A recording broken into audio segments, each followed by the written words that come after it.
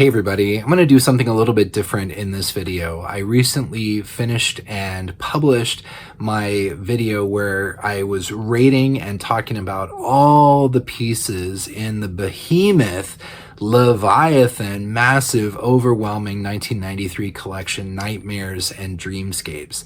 And as I was going through that video, it occurred to me that there might be a really tight and excellent collection within all of the abundance of Nightmares and Dreamscapes. There were plenty of what I considered really solid stories, but in the context of all of the flab and kind of filler, in my opinion, in Nightmares and Dreamscapes, it kind of drags the entire thing down. It is less than the sum of its parts somehow. So that idea really stuck in my head, and I decided to go back and do a project that I'm calling Nightmares and Dreamscapes Remixed. So what I did was I went back through my original notes and I pruned the original 24 pieces down to a much tighter 15. And in terms of page count, this brings the collection from well over 800 pages to around 525, which is more in line with some of the other collections like Skeleton Crew, some of the longer collections that have come out. Nightmares and Dreamscapes surpassed the longest page count of any other collection by 250 or more pages. And not that page count is a barometer of merit or literary value.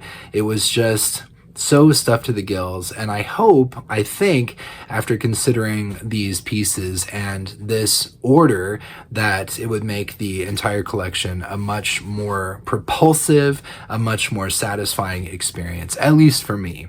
All of this is so incredibly subjective. I've left out pieces that are probably amongst your very favorites. And this general idea might be blasphemy, but I do it out of a sense of adoration and love in my constant reader capacity. Because my journey, like everyone else's journey, is personal, and so I want to make my personal journey as fun and exciting and engaging and interactive as I possibly can, which is one of the reasons why I have this channel in the first place, because I love not only reading Stephen King, thinking about Stephen King, but talking about Stephen King as well.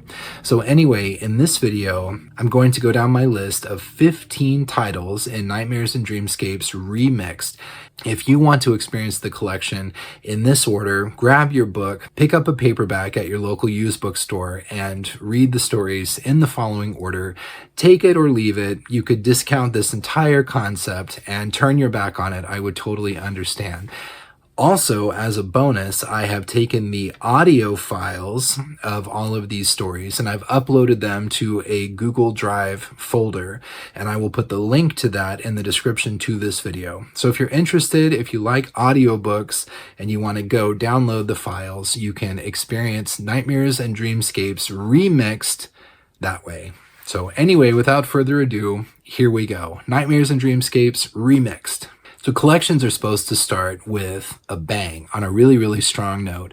And one of the highest scores that I assigned to anything in Nightmares and Dreamscapes, I assigned to Popsy. Even though it's not one of the longer stories, it's in fact one of the shorter stories. It was very gripping, very powerful, very disturbing, very surprising, all of the above. So I kick off Nightmares and Dreamscapes Remixed with Popsy. Next, we move on to the thematically similar The Night Flier. This is another highlight of the Nightmares and Dreamscapes collection to me, another vampire-related story, and a very entertaining one at that. Coming up next is Crouch End. This is Stephen King's homage and tribute to H.P. Lovecraft, brought forward into the 20th century in modern-day London. Very enjoyable piece. Next up is The Fifth Quarter. This is one of the oldest pieces collected in Nightmares and Dreamscapes. It dates back to the pre-Carrie days when Stephen King was publishing in Cavalier magazine, and has the unique distinction of being the only thing that he ever published under the pseudonym John Swithin. It's a very hard-boiled and gritty piece, and definitely one of the highlights in my opinion. Next up is Dedication, and this is one that kind of left me, mediocre so-so on my overall summation of the collection. But in hindsight, after I did my original video, and I kind of felt bad, like I was too hard on some of the pieces. Dedication is really interesting. It has a lot to say about sort of nature versus nurture. It does have some kind of gross, they do linger in the memory, these sort of stomach churning scenes, but altogether it's an interesting piece, and I warm to it more in retrospect than I did in my initial read through. So I include Dedication as well. Next up is The End of the Whole Mess, which was originally published in Umney magazine. It's more of a science fiction kind of technology run amok kind of story. And while I wished that it almost would have been longer and more fully fleshed out, it was an interesting concept and an entertaining piece. So I include it in Nightmares and Dreamscapes Remixed.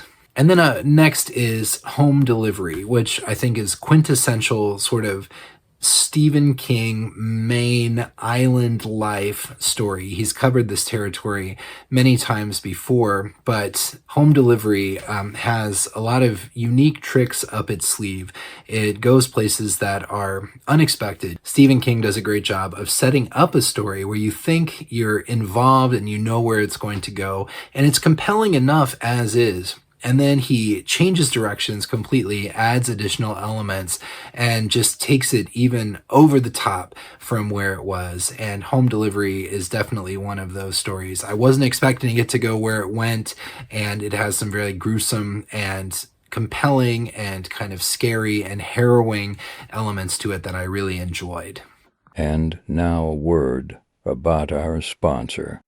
So this channel focuses on the core Stephen King bibliography, all of the major releases, some of the minor releases and kind of oddball things, and the limited editions of those books that have come out along the way. But did you know there's an entire world of items that Stephen King has been affiliated with over his long career, but that are outside his core bibliography? He's written introductions to books by other authors, and even signed his name to some limited editions by other authors. There's even been a guitar, the Cujo guitar, that was released that had a Cujo theme and Stephen King signature. We're talking dozens of items outside the scope of what we will be talking about on this channel, or at least have plans to talk about at this time. But you can find the entire list, all this information, over at StephenKingCollector.com. Click on the tab Other Editions, and here you see the entire list of these oddball kind of off-the-wall releases. Titles with clickable links, you can click, you can go in. Thomas is building out these pages, adding the information as he gets it. Titles that don't have clickable links, the clickable links are coming. This is a work in progress. But just when you thought you knew everything there was to know about Stephen King collecting, there's the Other Editions tab.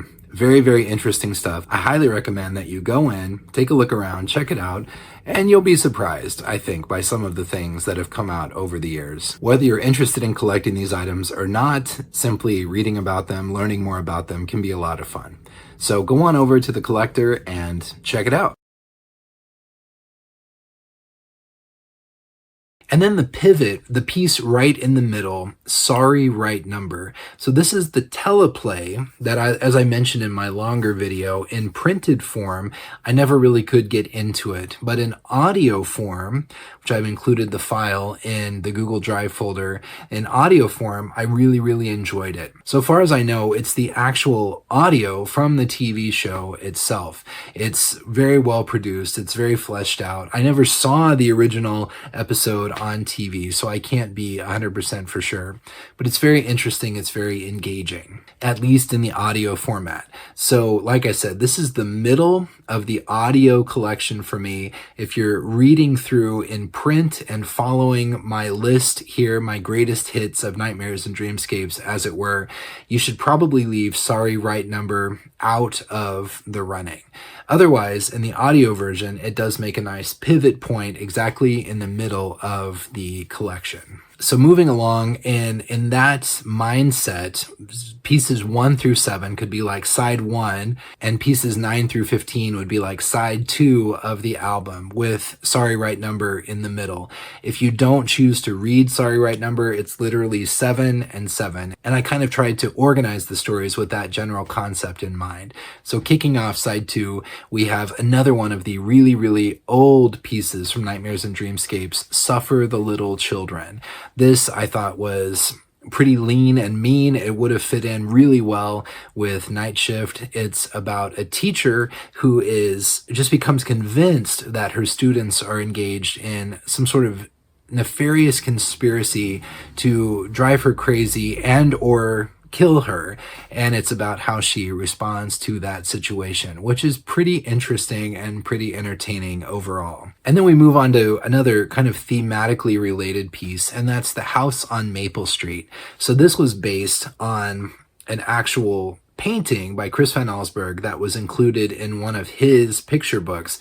And I guess I don't 100% know the backstory, but Stephen King was so moved and inspired by the image that he wrote a story to support exactly what was going on in that picture. And Van Allsburg's picture was included, tipped into every iteration of Nightmares and Dreamscapes that I've ever seen. It was in the original hardcover. It was in the mass market paperback that I used to own many, many years ago. So it's obviously important to the story. It's been included over and over and over again. It's all about the hidden world of children, the hidden world of children that is hidden in plain sight in front of the adults in their lives who are too busy and wrapped up in their own day-to-day cares and concerns to even notice what's going on around them. That is so obvious to the children. Very, very enjoyable piece, and it helps kick off side 2 of my remix album. Next up is The 10 O'Clock People. So this is another kind of reality under the reality story that is, similar kind of a piece with The House on Maple Street. Also reminds me very much of Insomnia, because the character kind of wakes up, as it were, and is able to see the reality hidden beneath the reality of everyday life. And there's a lot of humor to be drawn from his interactions once he sees what's really going on, but he has to keep it all together and he can't let on, because to do so would be very, very dangerous.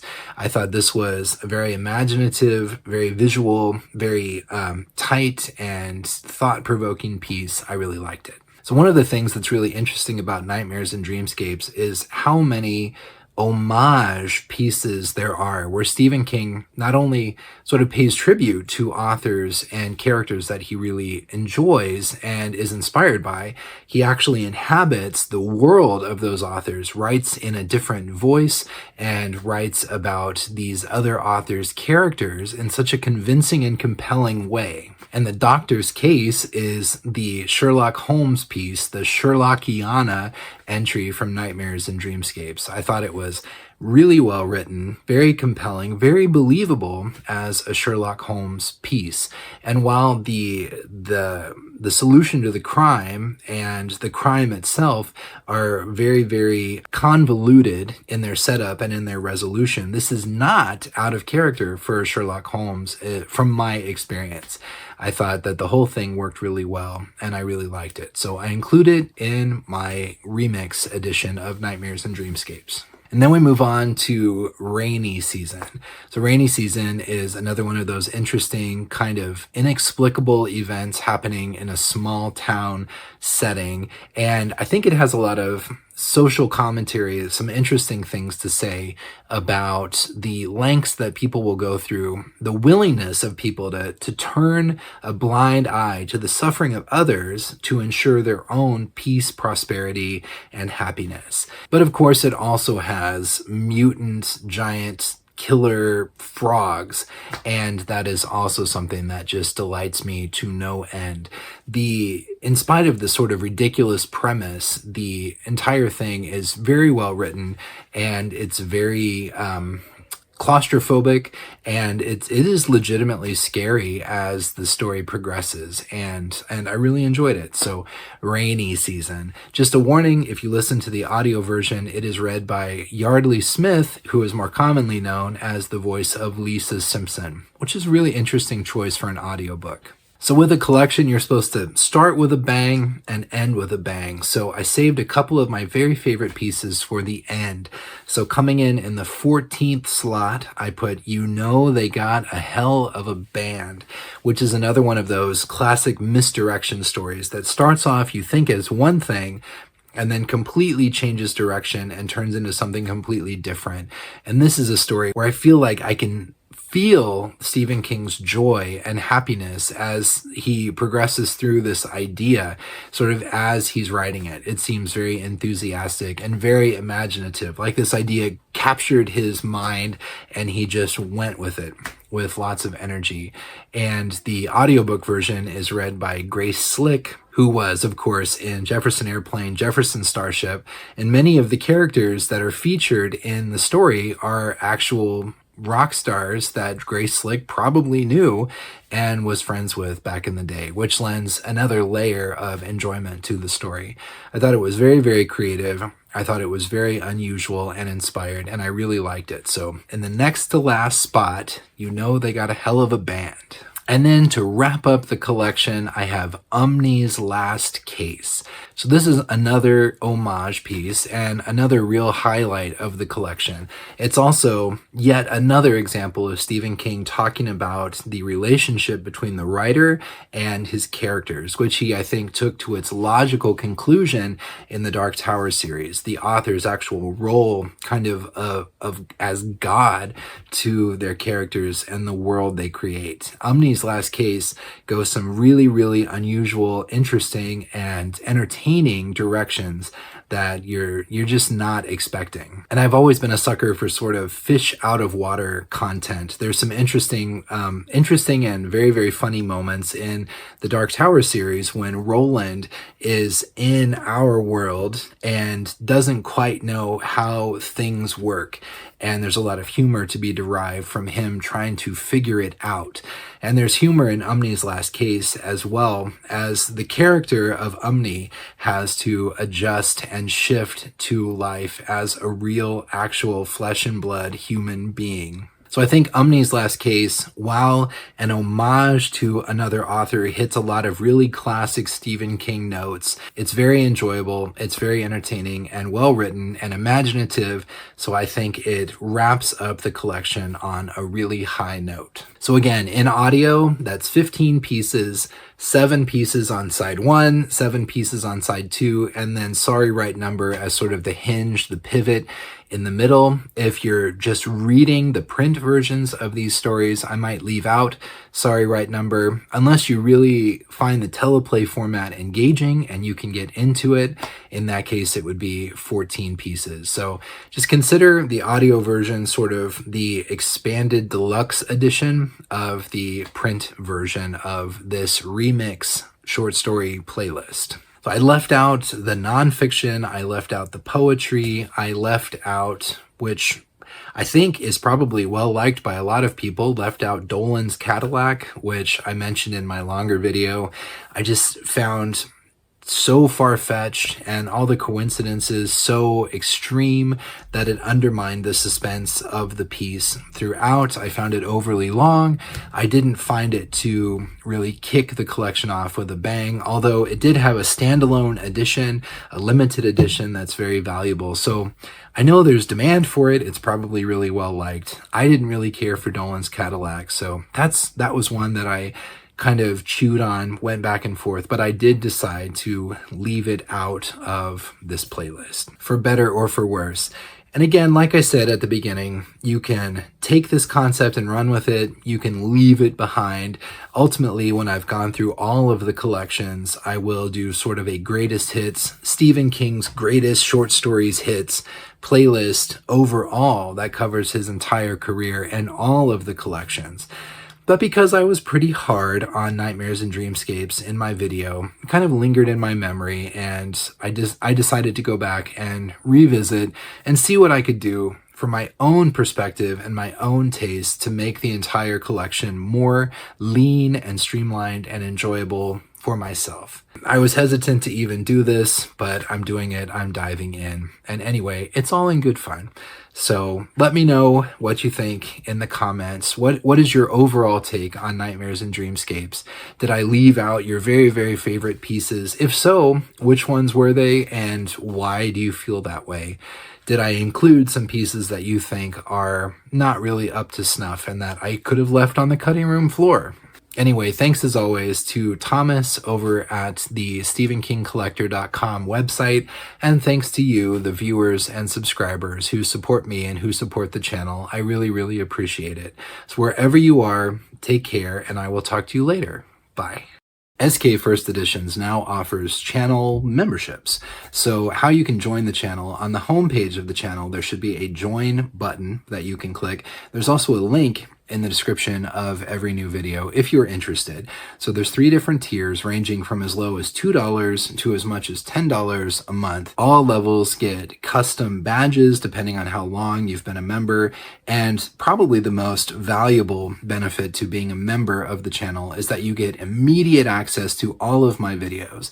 So I produce my videos. Sometimes I cut it kind of close, but I try to be well in advance, several weeks in advance of when the videos will actually go live. And so when I finish a video, I upload it to YouTube and I queue it up for general public release at a certain time. But as soon as it's uploaded, it is available to channel members. So you would get access to sometimes just 1 or 2 videos in advance, sometimes as many as 6 to 8 videos in advance before they're made available to the general public. So if you're interested, if you're curious, please feel free to ask any questions or check it out. And I appreciate your help, your support, and your consideration. Thanks. Bye.